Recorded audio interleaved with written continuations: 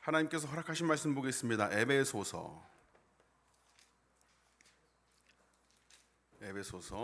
1장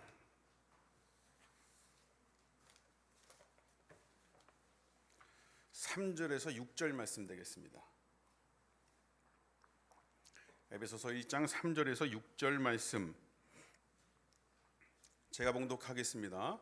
찬송하리로다. 하나님 곧 우리 주 예수 그리스도의 아버지께서 그리스도 안에서 하늘에 속한 모든 신령한 복을 우리에게 주시되 곧 창세전에 그리스도 안에서 우리를 택하사 우리로 사랑 안에서 그 앞에 거룩하고 흠이 없게 하시려고 그 기쁘신 뜻대로 우리를 예정하사 예수 그리스도로 말미암아 자기의 아들들이 되게 하셨으니 이는 그가 사랑하시는 자 안에서 우리에게 거저 주시는 바 그의 은혜의 영광을 찬송하게 하려는 것이라.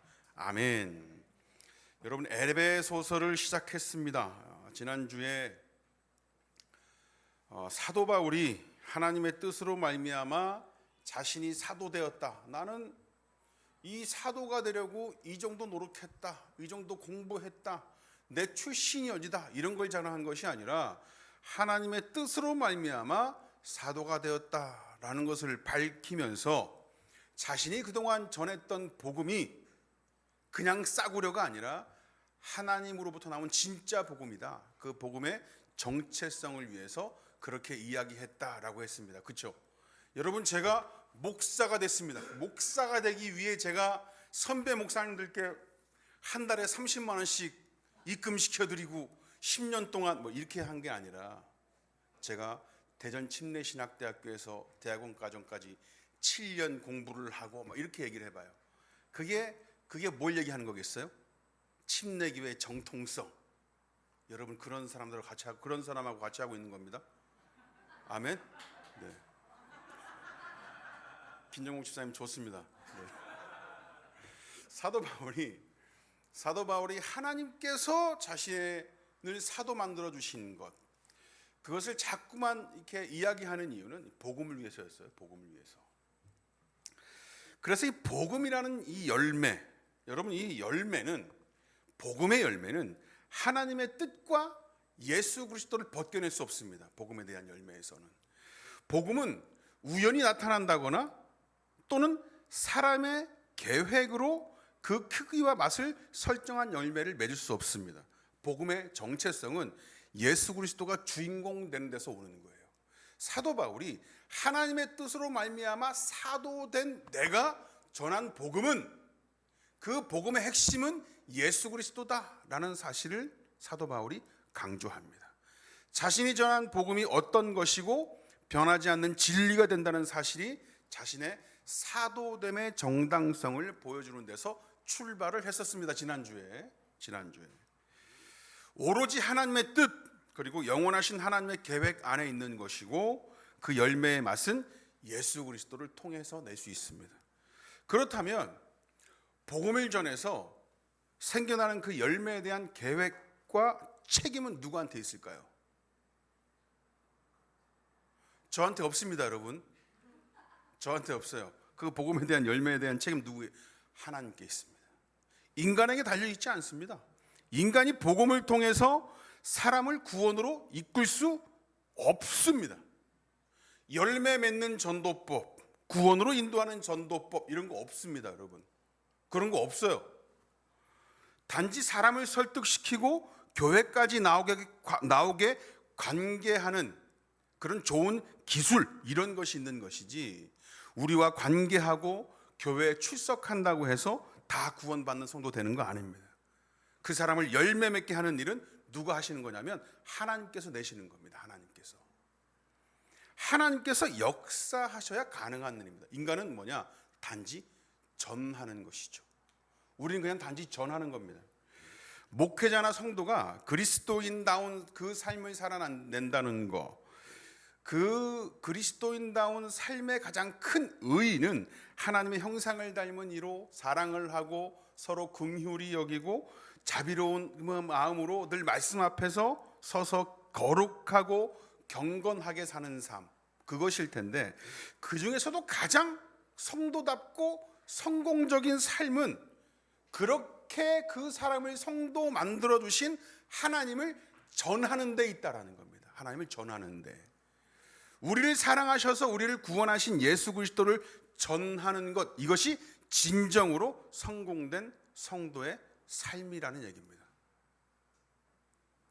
열매의 혈안이 되어 있지 않아도 됩니다. 단지 전하는 일만으로 우리가 할 수 있는 성공된 성도의 삶을 사는 것입니다. 여러분, 제가 아까 말씀드렸지만 열매는 하나님께서 책임지는 겁니다. 우리는 단지 전하는 겁니다. 열심히 전해서 교회에 사람의 수가 늘어나는 것이 부흥이고 성공이고 열매가 아닙니다, 여러분. 이렇게 말씀드리면 이 버라이어티한 어떤 부흥 같은 걸 경험해 보지 못한 이 작은 교회들이 그런 말을 한다고 손가락질할 수 있는데, 만약에 그런 게 부흥이면 여러분, 세상에서 가장 성공한 교회는 어떤 교회예요? 교인 수가 가장 많은 단 하나의 교회겠죠, 그렇죠? 가장 성공한 교회. 자, 그러면 가장 실패한 교회는 어떤 교회일까요? 드림교회겠죠. 드림교회. 거기 지금 실패에 젖어가지고 지금 늘 눈물로 지금 하나님께 회개하고 살아야 돼요. 저 내일 죽으면 지옥 가는 거예요, 하나님, 이러면서. 여러분, 그렇게 우리가 열매를 내고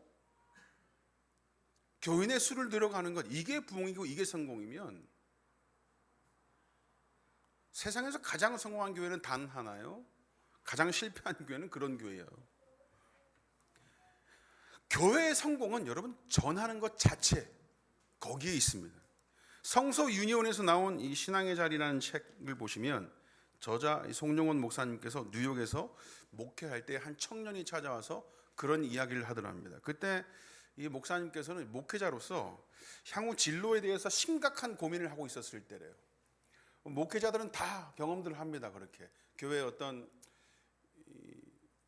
좀 모습도 좀 보고 자신의 어떤 개인의 삶의 내용도 좀 보고 이런저런 고민을 많이 하는데, 이 목사님께서는, 이 저자는 그때 당시에 상당한 그 목회적 고민을 하고 있을 때였는데 청년이 찾아와서 그런 얘기를 하더래요. 목사님, 저는 목사님이 제일 부럽습니다. 왜 그러느냐 그랬더니, 목사님은 목사님이 되셨잖아요. 그러니까 꿈을 다 이루셨잖아요, 그러더래요. 여러분, 저를 포함해서 대부분의 목회자가 갖는 고민이 그건데, 전도사가 되고 목사 안수를 받고 담임 목사가 되고 그러면 어디서 어떻게 어떤 모습으로 목회를 할지, 그리고 어떤 비전으로 어떤 교회를 이루어 갈지, 어떻게 부흥시킬지, 주변의 시선도 많습니다. 성품과 설교와 능력을 판단해서 적어도 어느 정도 규모의 목회, 물론 저는 저 인간은 목회하겠나 이런 소리도 많이 듣긴 했어요. 그러면서 이제 어느 정도 규모의 목회 이런 얘기들도 많이 합니다, 주변에서. 또는 인지도는 있어야 하는 사람으로 줄을 세워버리기도 하고, 목회자가 갖는 부담은 100배가 됩니다. 그러나 우리 성도됨의 결과요, 그 성공된 내용은 무엇이냐? 하나님의 형상대로 살아가는 데 있고, 사는 중 자신을 구원받은 성도 만들어주신 하나님을 전하는 데에 있다라는 겁니다. 이미 그런 성도요 목회자가 되었으니 우리는 그 꿈을 이룬 것이고 성공한 겁니다. 여러분, 우린 적어도 일주일에 한 번씩 늘 전도했잖아요. 한 번도 안 나오신 분들 손 들어보세요. 그래도 한 번이라도 이렇게 다른 분들한테 교회 다닌다고 얘기하고 예수님 얘기한 적 있으시잖아요, 그죠? 그럼 된 겁니다. 그럼 된 거예요. 여러분과 저는 적어도 성도라는 이름으로 이미 성공된 삶을 누리는 자들입니다. 복음을 전할 수 있는 자가 되었으니까 성공된 겁니다. 이미 꿈을 이뤘습니다. 비전을 이뤘습니다. 세상이 말하는 성공과 관련해서 하나님을 믿는다면서도 지지리도 복도 없다고 자책하지 마십시오. 우리가 구원받은 자가 되는 것, 그것을 전하는 것, 그것보다 더 큰 성공 없습니다. 교회로서는 더 크고 여유롭고 폼나면 좋을 수 있습니다. 말 그대로 수적 부흥을 이루어서 크게 보이고 하는 일도 많고 즐겁고 기쁘면 좋습니다. 그러나 거기에 복음을 전하는 일에 쉬지 않는 교회가 되는 것은 더 좋습니다. 복음을 전하는 데에 우리의 교회됨이 있는 것입니다. 그러니 우리가 성도된 삶을 열심히 살아내는 데에 대한 보상에 상처받지 않았으면 좋겠습니다. 우리가 전하는 복음이란 우리에게 떨어지는 어떤 보상과 아무런 관련이 없어요. 우리를 성공된 성도로, 목회자로, 자녀로 삼아주셔서 그냥 그런 자들은 하나님을 전하는 자 되게 되어 있으니까. 그 보상의 기대는 여러분, 저희가 복음을 전하고 성도로서 살아가는 데에 대한 그 보상의 기대, 그 기대는 하나님께 하지 말고 일 잘하고 건강하고 돈 많이 벌어오는 남편에게 걸어야 됩니다. 웃지 마십시오. 그걸 복음 전하는 성도로서의 삶의 보상으로 여기지 마시고 하나님께서 내 남편 또는 내 아내, 내 자녀를 통해서 어떤 놀라운 일을 펼쳐 나가실지에 대한 기대를 하시란 얘기입니다. 남편을 보니까 글렀다. 그러면 시선을 돌려서 자녀를 보면 되잖아요. 자녀를 보면 됩니다. 자녀를 봤는데 그래도 안 되죠? 왜? 그럼 그런 찬양이 있잖아요. 모든 시선을 주님께 드리고, 그런 찬양 괜히 있는 거 아니에요. 남편 보고 자녀 봤는데 시선 이리저리 아무리 돌려봐도 결국 아무것도 없구나. 역시 시선을 주님께 드려야 되겠군. 그것밖에 없는 겁니다. 하나님의 일, 하나님의 열심을 바라보라는 얘기입니다, 여러분. 자, 그렇다면 이 성공된 성도 그리고 목회자로서 만들어준 게 과연 뭔가? 그게 오늘 본문에 나타나는 겁니다. 3절입니다. 3절 다 같이 읽어보실게요. 시작.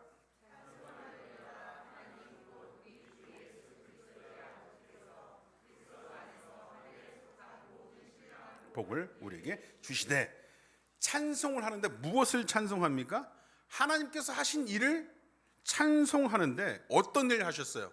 그리스도 안에서 하늘에 뭐라고요? 속한 모든 신령한 복을 우리에게 주셨답니다.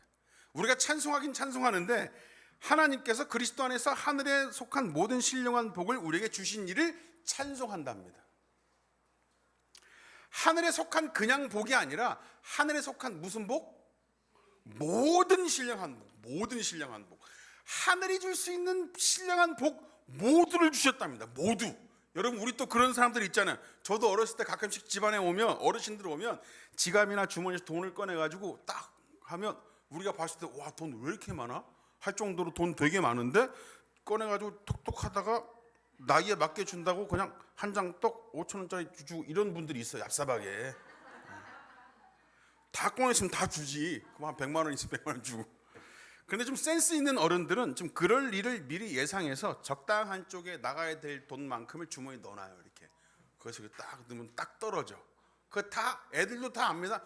미리 계산해서 왔구만. 그런데 하나님께서 주실 수 있는 하늘의 신령한 복들 모두를 주셨답니다. 모두. 내려주어야 할 복 중에 상황 따라, 기분 따라, 인간의 상태에 따라 적당한 거 골라주시는 분이 아니라는 얘기입니다. 다 주셨답니다. 그렇다면 그 신령한 복들 중에 뭐가 있을까? 신령한 복들 4절입니다. 4절. 4절과 5절을 한번 읽어보실게요. 시작. 우리를 택하사 우리로 사랑 안에서 그 앞에 거룩하고 흠이 없게 하시려고 그 기쁘신 뜻대로 우리를 예정하사 예수 그리스도로 말미암아 자기의 아들들이 되게 하셨으니. 하나님께서 신령한 복들을 다 주셨는데, 모두 주셨는데 그 신령한 복들이 뭐가 있을까? 일단은 창세 전에 뭐라고요? 그리스도 안에서 우리를 택하셨답니다. 창세 전에 그리스도 안에서 우리를 택하셨다. 아니, 창세 전이면 세상을 만들기 전인데 그때부터 우리가 태어날 걸 알고 계셨다고요? 이렇게 질문할 수 있잖아요. 그렇죠? 이런 의문 가져보신 적 있어요? 없어요? 이런 의문을 가지시면, 그런 질문을 하시면 이거는 약간 초보적 질문이고, 창세로부터라고 하는 말은 하나님께서는 모든 걸 계획하시는 분이다라는 걸로 이해하시면 됩니다. 기분에 따라 우리를 택하시거나 우리의 능력대로 하신 게 아니라 철저히 하나님으로부터 나온 결정이라는 얘기예요. 그리고 이 결정은 뭐라고요? 사랑 안에서 하셨답니다. 사랑 안에서. 창세전에 그리스도 안에서 우리를 택하사 우리로 사랑 안에서 그렇게 사랑 안에서 계획대로 그리스도 안에서 택하신 우리를 뭐라고요? 거룩하고 흠이 없게 하시길 원하셨다. 다시 한번 정리해 드리겠습니다. 하나님께서는요, 우리에게 하늘의 신령한 모든 복을 주셨는데 그 복의 내용을 살펴보니까 4절에 창세 전에 그리스도 안에서 우리를 택하셨습니다. 사랑 안에서 택하셨는데 거룩하고 흠이 없게 하시길 원하셨답니다. 그래서 거룩하고 흠이 없게 하길 원하셔서 그렇게 만들기 위해서 그냥 택한 것으로 끝나지 않고 택하셔서 거룩하고 흠이 없게 하시길 원하셔서 우리를 어떻게 하셨냐면, 여러분, 이 복을 준다는 건 그냥 던져준 게 아니라 그 복됨을 잘 누리게 하기 위해서 하나님께서 직접 일하신다는 내용이에요. 일하신다. 그렇게 선택한 우리를 거룩하고 흠이 없게 하시려고 이건 뭐예요? 하나님께서 그 일을 행하시려고 라는 그 뜻을 전제한 거예요. 자, 우리를 계획대로 택하셨습니다. 그리고 거룩하고 흠이 없는 존재로 만드시기 위해 예정하는 일을 하셨습니다. 어떤 예정이냐면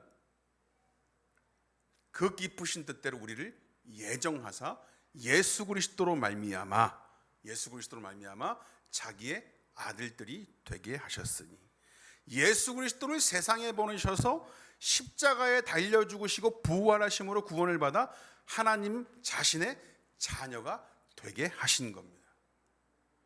하나님의 자녀가 된다는 것은 그분 앞에 거룩하고 흠이 없게 선택받았다는 말입니다. 본문 3절에서 6절을 통해서 말하고 있는 하늘의 신령한 모든 복, 그 복의 내용이 뭐죠? 다시 한번 정리해드리면 창세전에 그리스도 안에서 택하셨습니다. 그 앞에 거룩하고 흠이 없게 하시고 그분의 자녀가 되게 하셨습니다. 여러분, 복의 내용이 눈에 들어오세요? 이 복의 내용들을 보시면 우리 스스로 누릴 수 없는 복들이고 우리가 쟁취하거나 따낼 수 없는 복들입니다. 왜냐하면 이 복은 하늘에서 내려온 신령한 복들이거든요.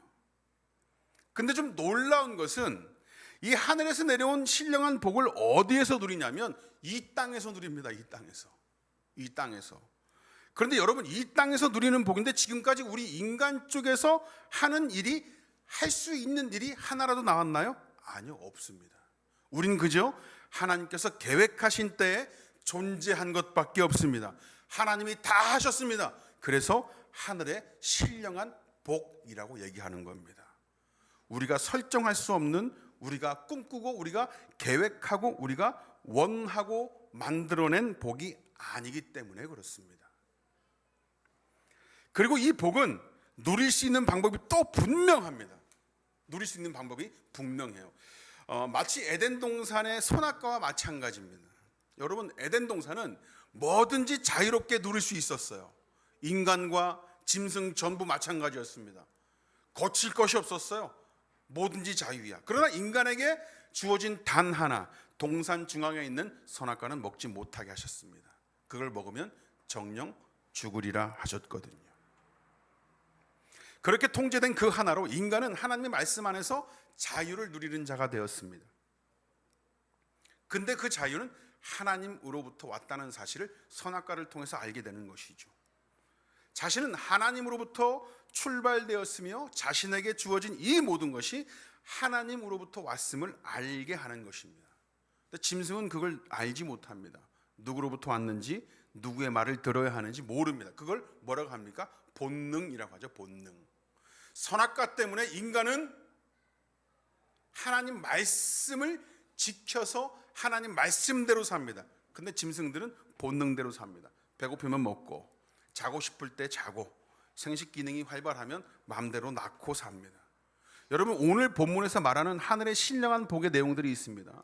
이 또한 우리로부터 출발한 것이 아니라 하나님으로부터 왔고 하나님께서 계속해서 일하신 결과라는 사실을 알게 함으로 온전히 누릴 수 있는 방법이 있습니다. 여러분, 하나님께서 우리에게 주신 하늘의 신령한 복이 뭐라고 그랬죠? 창세전에 그리스도 안에서 우리를 택하신 것, 그리고 그 앞에 거룩하고 흠이 없게 하신 것, 그래서 그분의 자녀가 되게 하신 것, 이 복을, 이 하늘의 신령한 복을 온전히 누릴 수 있는 방법, 그 방법이 바로 에베소서 1장을 읽어보시면 반복되는 단어가 있습니다. 그리스도 안에서라는 겁니다. 그리스도 안에서.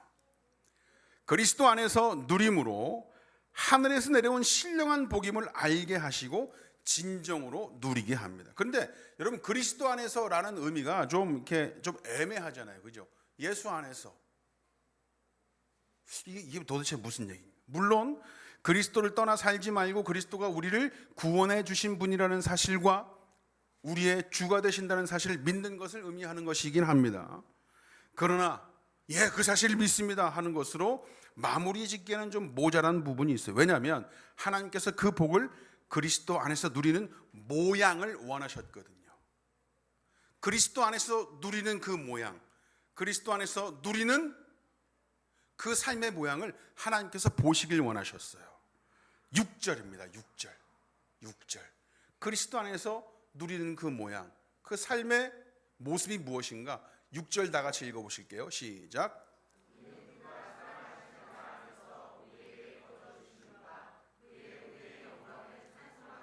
하려는 것이라. 그렇게 하늘에 신령한 모든 복을 주신 그 하나님, 그 하나님을, 그 하나님께서 이루신 그 은혜와 영광을 찬송하며 사는 겁니다. 이게 바로 그리스도 안에서 사는 삶의 모양이고 모습입니다. 그리스도 안에서 그 신령한 복을 누리기 위해서는 그의 은혜의 영광을 찬송해야 합니다. 그의 은혜의 영광을 찬송하기 위해서는 여러분 계속해서 그분의 일을 기대해야 됩니다. 그분을 바라봐야 됩니다. 하나님께서 또 어떤 일을 행하실지, 창세전부터 우리를 택하시고 거룩하고 흠이 없게 만드시고 그분의 자녀 만들어 놓으신 그 하나님의 일과 같이 앞으로도 우리 생애에 하나님께서는 어떤 일을 행하실지를 날마다 기대하고 있어야 그분을 찬양할 수 있어요. 여러분, 아이돌 가수의 콘서트에 가서 열광하며 뛰고 노래하는 것도 어느 날 갑자기 한번 가볼까? 저 뭐 하는 거지? 그러면서 가는 그 이상한 애들 없어요. 평소에 관심이 만들어내는 행위입니다. 그거. 우리가 하나님께서 베풀어 주신 그 은혜의 영광을 찬송하려 하면은 늘 말씀을 통해서 그분의 마음을 알고 그분의 일을 기대해야 하고 기도를 통해서 교제를 하고 떠나 살지 말아야 됩니다. 그런 자가 그 영광을 찬송할 수 있고 그렇게 하늘의 신령한 모든 복을 누릴 수 있습니다. 하늘의 신령한 복을, 모든 복을 누리고 사는 뿌리교회 성도 여러분, 날마다 하나님 말씀 앞에서 하나님의 일을 기대하시길 원합니다. 기도하겠습니다. 하나님 감사합니다. 하나님께서 내려주신 하늘의 신령한 모든 복을 온전히 누리는 자들 다 되게 하옵소서. 그러기 위해서는 하나님 말씀 앞에서 떠나지 않게 하고 날마다 그 말씀대로 주야로 묵상하는 자들 다 되게 하옵소서. 그리스도 안에서 이 삶을 누리면은